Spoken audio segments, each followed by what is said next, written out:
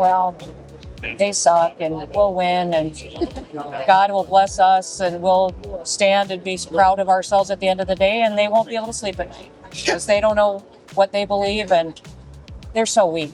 We'll fix it. Kristi Noem is like outrageously toxic. Okay, she is, dude. She is going through it, guys. She is definitely going through it. What I worry about is more that institutional takeover where people give up and they give up hope and they stop fighting and they just accept fascism and stop speaking up and stop fighting back. And all the companies bend over and all the governors bend over, right? That's what I worry about more than some type of military takeover. I worry about us getting depressed and stopping the fight back and just accepting some biblical fascism. Because let me just tell you, as somebody I feel like I've been around the block, I've watched a lot of politics happen here in America.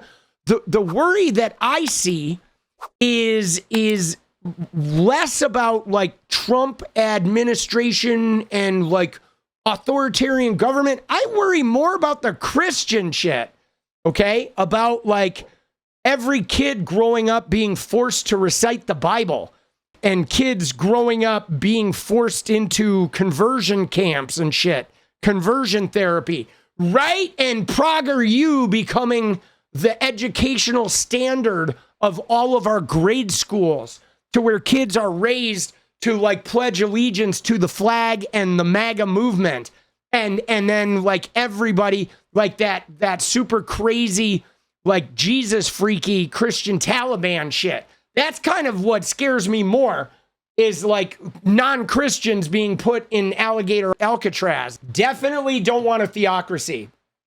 But yeah, that's my fear, is the theocracy, dude, because they're really gunning for this, guys. And you see shit like this, dude. Look at this shit. This is like 19-year-old white people in Arkansas, thousands of them, just on a football field, like hailing to Jesus. You know what I'm saying? Now, you know why this bothers me, guys? Because if these guys get angry enough and lonely enough and incelled enough, and they're programmed that Jesus, they're warriors for Jesus, and then their megachurch pastor like tells them to go start like, you know, citizens arresting all the gay people or taking all the women and putting them in camps, these fucking guys would do it, man. You know what I mean? That's what I worry about. I worry about these guys being trained to be an army to attack us because they're doing God's work, man. You know, that to me is kind of frightening, bro. So the first thing, dude, that we have to look at is this right here, okay? Because this is crazy, okay? Now, the big news that happened is that the Coast Guard is spending $172 million to buy her 2 Gulfstream jets for her and the DHS officials. Now, why does the head of DHS need Gulfstream jets? I mean, you know why? Because they want her to just be able to fly around the country cosplaying and making content. At you know, any day she can just go and make content. Okay? But 2 fucking jets, almost $200 million for jets? 2 of them. Not just one, but one for Kristi Noem and one for other top officials in DHS. But look at this here.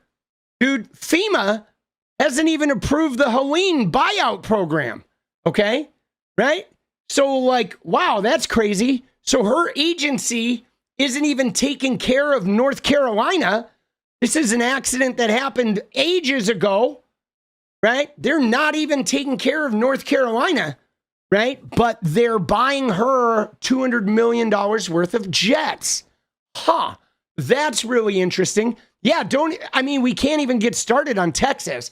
That just happened. But again, this is part of a big problem we have here, where they're going to buy $200 million worth of private jets that will cost an arm and a leg to run, fuel costs, maintenance, airport fees, et cetera, right? Extra staff. Okay, so those, all the taxpayer money that's going to get burned up using those jets.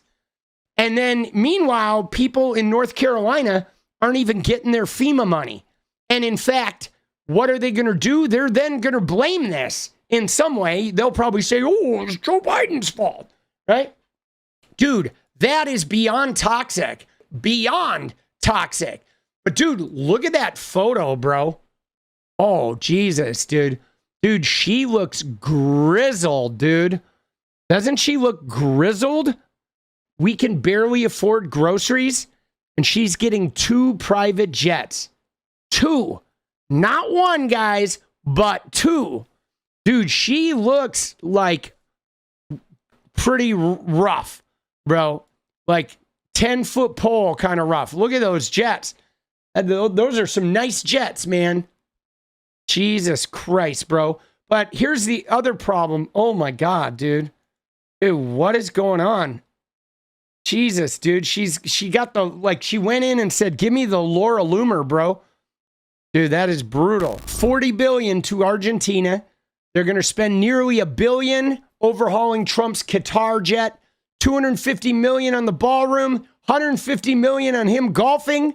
$500 million on him having the National Guard stand around picking up trash.